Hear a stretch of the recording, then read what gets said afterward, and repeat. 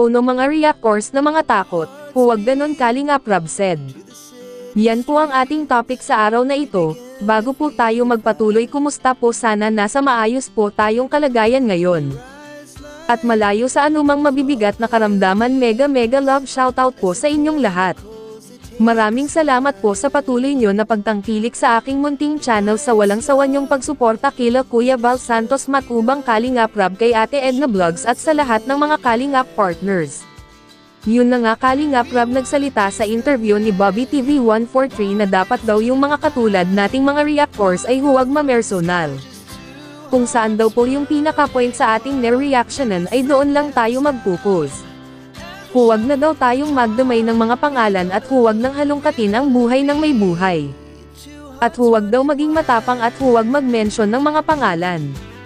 Dapat daw maging friendly. Ang bait talaga ni Kalingap Rob, ayaw niya ng gulo, pariho talaga sila ni Kuya Val, kahit sinisiraan nandoon pa din ang kabutihan ng kanilang mga puso.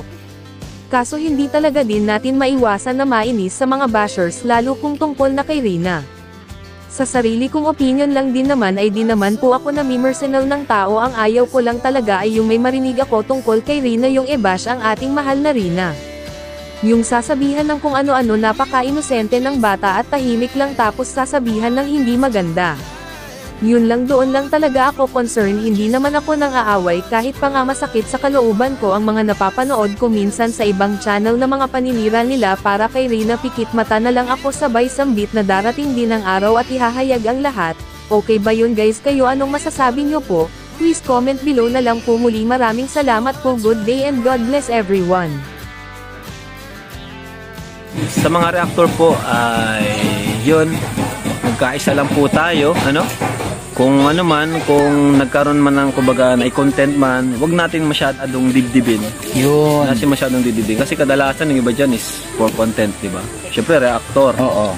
At basta wag natin dibdibin to the point na magpe-personala na. Yun. Wag natin. natin. Meron kang di nagustuhan sa sinabi niya, focus ka lang doon na medyo di ako mag-agree dyan. Yung baga healthy ano siya? Conversation. Healthy conversation. Wag yung isama mo yung healthy debate. Oo. Ganun. Healthy debate. Kumbaga, yan ba, kay Bobby, di ako niniwala sa sinabi mo ganyan. Ganun lang. Tapos, ikaw naman, kung bakit di ka niniwala, sabihin mo yung point mo. Ganun na lang po, mga reactors. Kasi, syempre, naintindihan ko rin naman kayo na gumagawa kayo ng content. Pero wag natin sagarin. Wag isagarin. At wag isama yung damdamin na hanggat sa parang galit na galit ka na. Oo, wag yung hanggang point na halongkatin mo yung buhay ng... Para sa akin, yung mga naghahalongkat ng personal na buhay, sila yung mga takot. Sila yung mga mahihinang reactor. Totoo yan. Yung mga reactor na naglalabas ng mga mga personal para lang maipanlaban. Mga takot po yan para sa akin. Sila yung mga hindi lumalaban ng patas. Hindi nakapokus sa issue. Hindi sila lumalaban ng patas. Lumabang kayo ng patas, ipakita nyo lang yung point nyo lang. Kung anong Yun, diba? Tama, yun. So, yun po, kung mga reactor, yun lang masasabi ko. Pwede kayong mag-debate, pero yung dun lang sa topic. Huwag na nating siraan kasi minsan nadadama yung pamilya. Totoo. Pangit ng gano'n. Kumbaga, yung ibang pamilya, walang kaalam-alam, nadadamay na.